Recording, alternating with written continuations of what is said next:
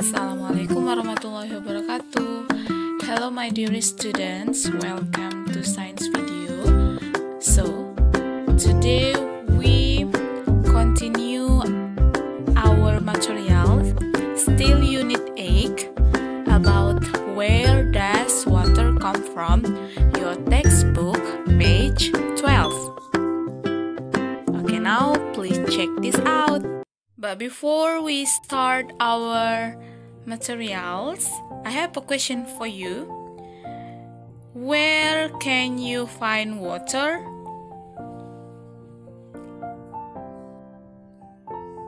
And can you think of other place where we can find water? Okay, good. I accept your answer. Okay, let's talk together about where can we find water. For the first, it's rain. Yes, you can check from your textbook, page 12, about rain. Rain, it's water comes down from the sky as rain. Okay, and then rain collects in this place. Yes, that's right. It's sea.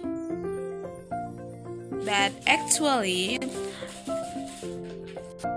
sea not provide us with usable water because sea too salty for human and animal consumption. It's very costly to turn seawater into potable water. Therefore, it's more common for people to draw water from rivers, lakes, and reservoirs for daily usage. Jadi, maksudnya di sini kita bisa menemukan sumber air itu di lautan. Tetapi air yang ada di dalam lautan itu tidak bisa dengan mudah kita konsumsi. Banyak proses yang harus dilalui supaya air yang ada di lautan itu bisa dikonsumsi. Tapi sebenarnya tidak direkomendasikan untuk mengkonsumsi air laut. Nah, jadi air apa saja yang bisa kita konsumsi? Oke, let's continue to the next part. It's lake. Yes.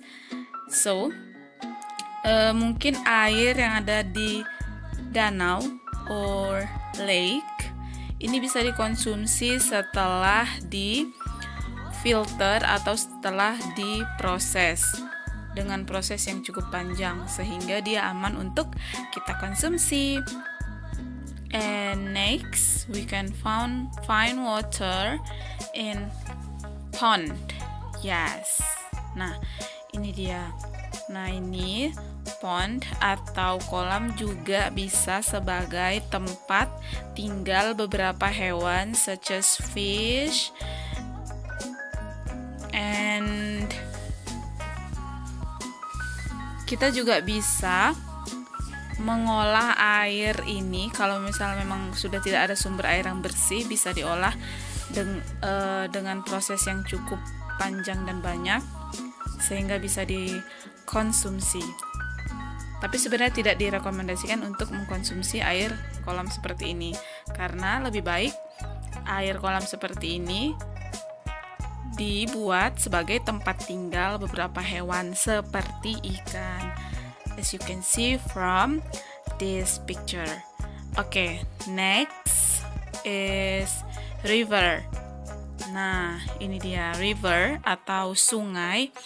Ini juga bisa sebagai sumber kehidupan bagi manusia, misalnya untuk for cooking, for bathing, and the others, asal sungainya itu masih bersih. So, how do we get water? In many places, water is taken from rivers, lakes, and then the second, the water is sent for cleaning first, then the water is sent to our homes for us to use. Nah, jadi dari sumber air yang kita bahas tadi, they are sea, first it's rain, sea, and then lake and pond, river.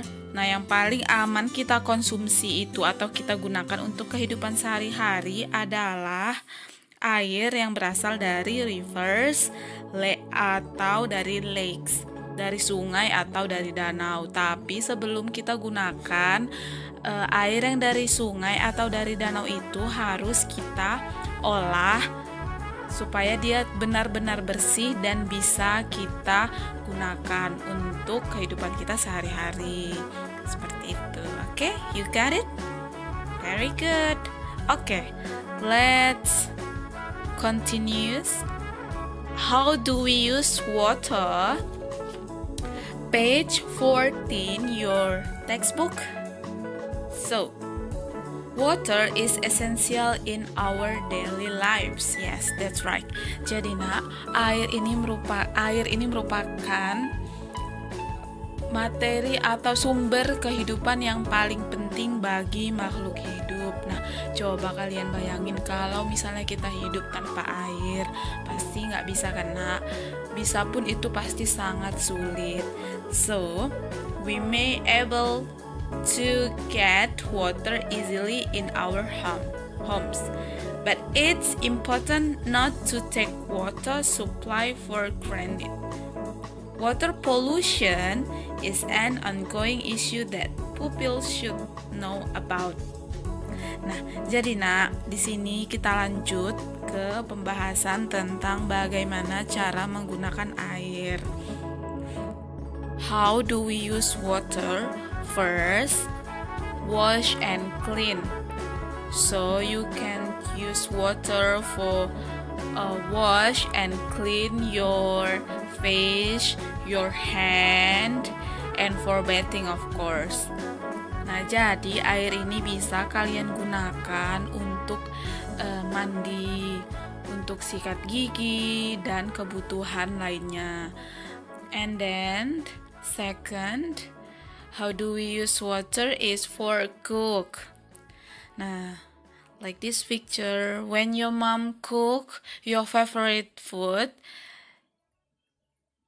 dia membutuhkan air supaya makanan kalian bisa masak dan bisa kalian santap. Nah, jadi betapa pentingnya karena air itu bagi kehidupan kita sehari-hari. Maka dari itu, marilah dengan bijak menggunakan air. Gak boleh ya nak menggunakan air itu dengan boros. Next, watering plant. Ada di sini yang punya tugas watering plants setiap hari. Kalau misalnya ada, I really appreciate it. Miss kasih jempol untuk kalian, bagus. Berarti kalian sudah ikut dalam rangka melestarikan alam dengan cara menanam tanaman dan merawatnya. And then for transport, nah jadi kalau misalnya kita ke Jakarta, nak, bukan hanya naik bus atau naik pesawat. Sebenarnya kita juga bisa naik melalui kendaraan laut seperti ini. Kita bisa lewat jalur laut, pakai kapal laut. Nah, jadi itu salah satu manfaat dari how do we use water. And the last but not the least, home to some animals. You can find the cute animals, page 15, your textbook, and you can see from this picture too. Nah, jadi beberapa hewan ada juga yang tinggalnya di laut seperti fish and then and corals, crab, dan hewan-hewan laut lainnya. Maka dari itu, kita sebagai manusia harus saling menjaga kelestarian laut, karena di dalam laut itu ada makhluk hidup yang tinggal. Gimana Miss caranya? Nah, caranya itu jangan buang sampah sembarangan, jangan menggunakan pipet sekali pakai, dan jangan menggunakan tumbler atau tempat minum yang sekali pakai gitu. Itu salah satu dari sekian banyak hal yang bisa kita lakukan untuk melestarikan lingkungan. Okay, I think that's all for water. So, yes, it's assignment time. I want to know if you really understand about these materials. Please do the assignment page 4, your activity page 4, where can we find water? And then activity 8.3, how do we use water, activity book page 5. Okay students, I think that's all for today. Thank you for your attention and Assalamualaikum warahmatullahi wabarakatuh.